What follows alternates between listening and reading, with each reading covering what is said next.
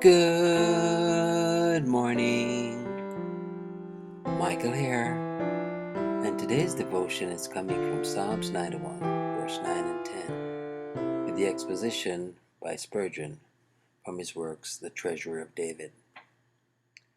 Verse 9. Because thou hast made the Lord, which is my refuge, even the Most High, thy habitation, there shall no evil befall thee, neither shall any plague come nigh thy dwelling. Spurgeon then expounds. Before expounding these verses, I cannot refrain from recording a personal incident illustrating their power to soothe the heart when they are applied by the Holy Spirit. In the year 1854, when I had scarcely been in London 12 months, the neighborhood in which I labored was visited by Asiatic cholera, and my congregation suffered from its inroads.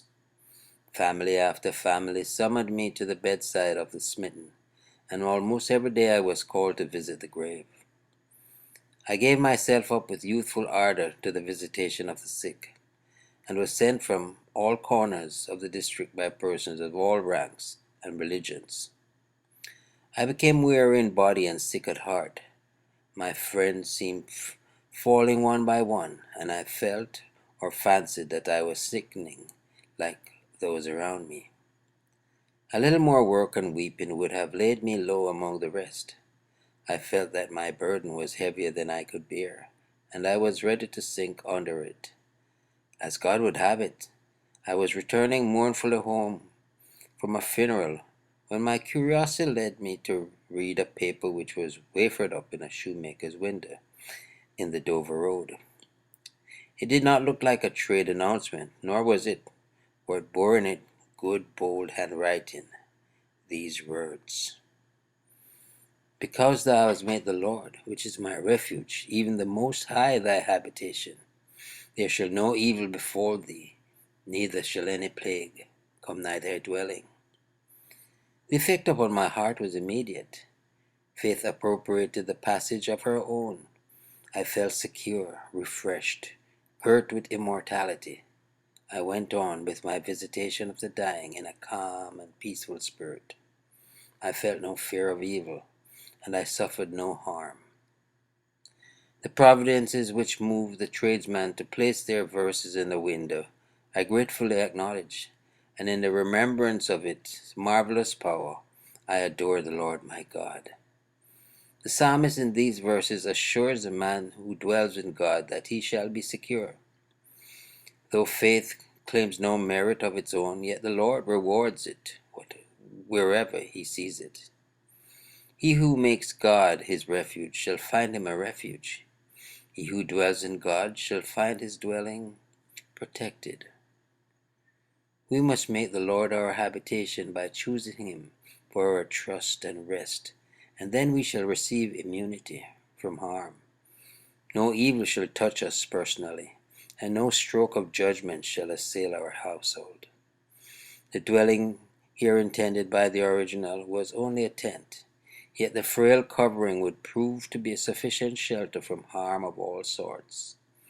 It matters little whether our abode be a gypsy's hut or a monarch's palace, if the soul has made the Most High its habitation. God, get into God, and you dwell in all good, and ill is banished far away.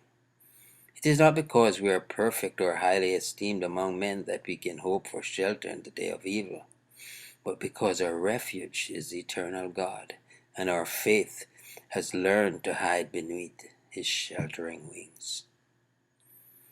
For this no ill thy cause shall daunt, no scourge thy tabernacle haunt. It is impossible that any ill should happen to the man who is beloved of the Lord.